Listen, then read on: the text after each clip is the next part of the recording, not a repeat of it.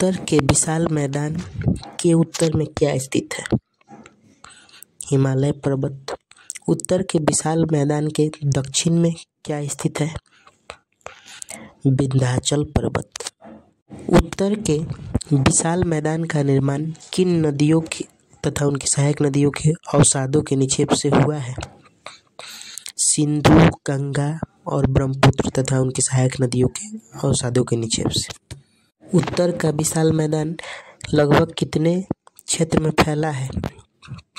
लगभग 7 लाख वर्ग किलोमीटर में। उत्तर के मैदान का पश्चिम से पूर्व में लंबाई कितना है? 2400 किलोमीटर। उत्तर के मैदान का चौड़ाई कितना है? 150 से 500 किलोमीटर। उत्तर के मैदान की अधिकांश नदियाँ कहाँ गिरती है? बंगाल की खाड़ी में, क्योंकि इसका ढलान पूरब की ओर है। उत्तर का मैदान समुद्र तल से कितना ऊंचा है? लगभग 50 मीटर से 150 मीटर तक। उत्तर के मैदान में पाए जाने वाले प्रमुख भौतिक लक्षण कौन कौन हैं? भाबर, तराई, बांगर, खादर और डेल्टा। उत्तरी मैदान को कितने भागों में बांटा गया है और वे कौन कौन हैं? उत्तर के मैदान को 4 भागों में बांटा गया है। पहला पंजाब का मैदान या पश्चिमी मैदान, दूसरा राजस्थान का मैदान, तीसरा गंगा का मैदान और चौथा ब्रह्मपुत्र का मैदान। पंजाब के मैदान का विस्तार कहाँ है? पंजाब के मैदान का विस्तार भारत के साथ साथ पाकिस्तान में भी है। पंजाब के मैदान का निर्माण किन नदियों के अवसादों के निक्षेप से हुआ है? झेलम, चेनाब, रावी, ब्यास तथा सतलज। इन्हें पंचनद कहते हैं। ये पंचनद किसकी सहायक नदियाँ हैं? सिंधु नदी की। पंचनद में से कौन एकमात्र भारत में बहता है? ब्यास नदी सिर्फ भारत में बहता है, बाकी चारों झेलम, चेनाब, रावी, सतलज भारत के साथ साथ पाकिस्तान में भी बहता है। पूरे देश में सबसे अधिक शस्य गहनता कहाँ पाया जाता है? पंजाब में 4 से 5 शस्य गहनता है। शस्य गहनता क्या है?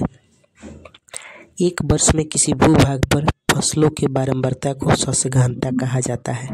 पंजाब में अधिक उर्वरता और शस्य गहनता का प्रमुख कारण क्या है? दोआब का होना और शीत ऋतु में भी वर्षा होना। दोआब क्या है? 2 नदियों के बीच के क्षेत्र को दोआब कहते हैं। बारी दोआब किन 2 नदियों के बीच है? रावी और ब्यास। बिष्ट दोआब किन 2 नदियों के बीच है? ब्यास और सतलज। चाच दोआब किन 2 नदियों के बीच है? चिनाब और झेलम। रचना दोआब किन 2 नदियों के बीच है? रावी और चिनाब। दोआब महत्वपूर्ण कृषि क्षेत्र होते हैं। पंजाब में शीत ऋतु में भी वर्षा किस कारण से होता है? पश्चिमी विक्षोभ के कारण। राजस्थान के मैदान का विस्तार कहाँ से कहाँ तक है? अरावली पर्वत के पश्चिम से लेकर भारत पाकिस्तान सीमा तक। राजस्थान मैदान की प्रमुख स्थलाकृति क्या है? बालू का स्तूप। राजस्थान के मैदान में पूर्वी भाग में स्थित पहाड़ियों को क्या कहते हैं? तोर। राजस्थान की प्रमुख नदी कौन है? लूनी। वर्षा के दिनों में लूनी कहाँ तक जाती है? कच्छ के रण तक। राजस्थान के मैदान में प्रमुख खारे पानी के झील कौन कौन है?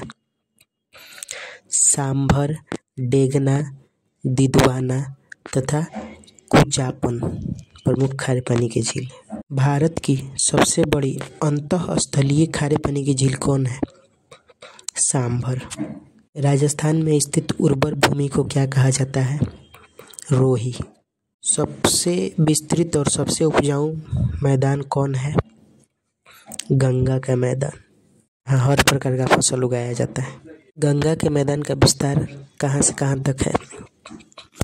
यमुना नदी के पूर्व से बांग्लादेश की पश्चिमी सीमा तक फैला हुआ है। गंगा नदी प्रमुख रूप से किन राज्यों में विस्तृत है? उत्तर प्रदेश, बिहार, झारखंड के कुछ भाग तथा पश्चिम बंगाल तक विस्तृत है। गंगा के मैदान का सर्वाधिक विस्तार किस राज्य में है? उत्तर प्रदेश। ऊपरी गंगा उत्तर प्रदेश में तथा मध्य गंगा पूर्वी उत्तर प्रदेश और पश्चिमी बिहार में स्थित है। मध्य गंगा किसके लिए प्रसिद्ध है?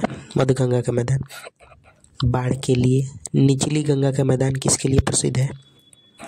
जूट के लिए।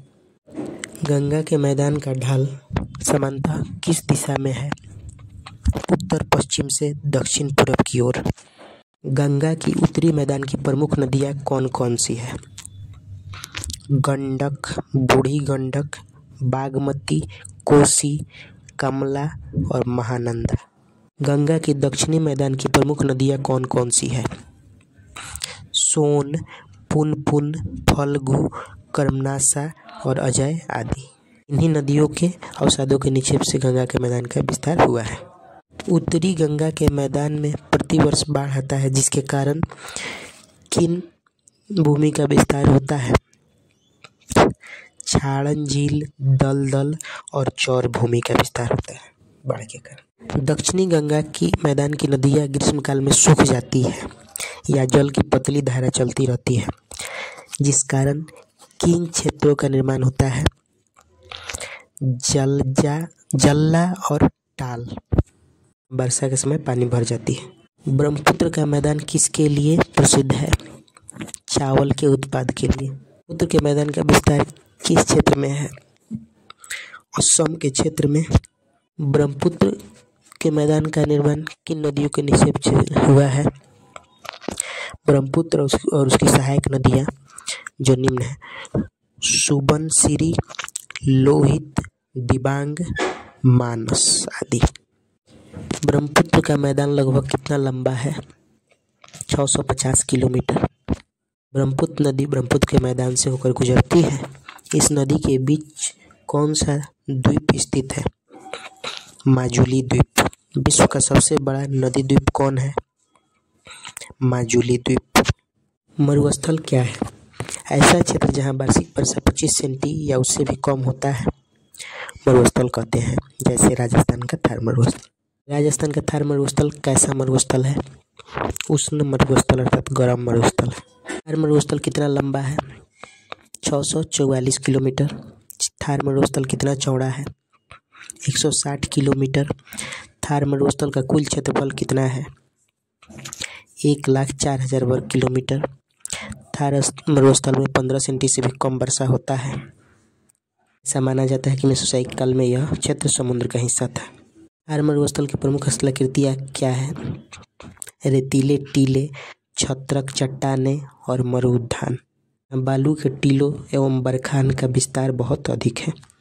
थार मरुस्थल की एकमात्र बड़ी नदी कौन है? लूनी नदी। थार मरुस्थल का अधिकांश भाग राजस्थान में है, परंतु कुछ भाग पंजाब, हरियाणा, गुजरात, पाकिस्तान में भी फैला हुआ है। कच्छ के रण को क्या कहा जाता है?